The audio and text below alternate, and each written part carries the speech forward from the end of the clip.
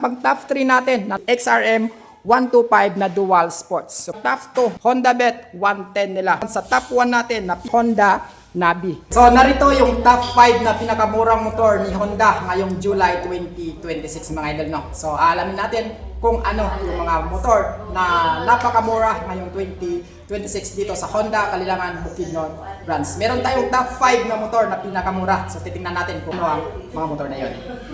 So narito yung top 5 na pinakamurang motor ni Honda ngayong July 2026 mga idol, no. Para sa top 5 nila, ito yung Honda Click 125 nila na napakatipid pagdating sa pagkukonsumo ng gasolina na umaabot na lang 50 km per liter. So napakatipid na yan mga idol, no, sa isang scooters. So dito sa Click 125 nila, meron lamang itong 85,100 pesos sa kanyang SRP. Pagdating naman sa down payment niya is 5,900. Tapos sa 1 year niya naman is 8,340.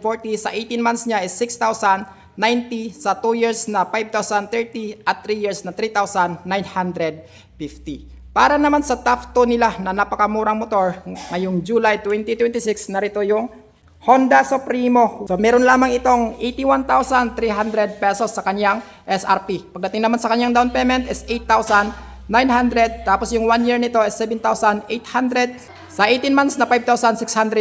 Sa 2 years na 4,710. At 3 years na 3,700. At ang good news dyan mga idol, no, kapag kumuha ka ngayon ng Honda Supremo 150, nakasil siya. Meron siyang free na 300 pesos na gasolina at saka free raincoat. So available dito yung Honda Supremo 150 na kulay red. At ang pag top 3 natin na napakamurang motor ni Honda ngayong July 2026, itong si XRM 125 na dual sports. So pagdating sa kanyang presyo is 74,800 pesos lamang. Pagdating sa kanyang down payment is 6,900.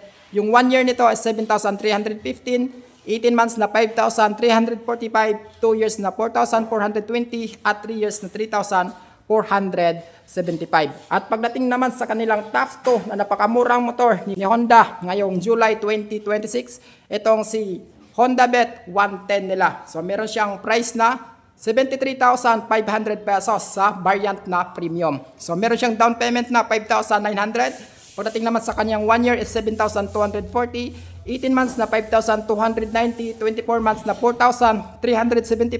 At 36 months na 3,450. At ang good news dyan mga idol, no, dito sa Honda Bet 110 nila, kapag kinuha nyo ngayon is nakasale siya, meron kang 300 pesos na gasolina, tapos meron ka pang free na raincoat.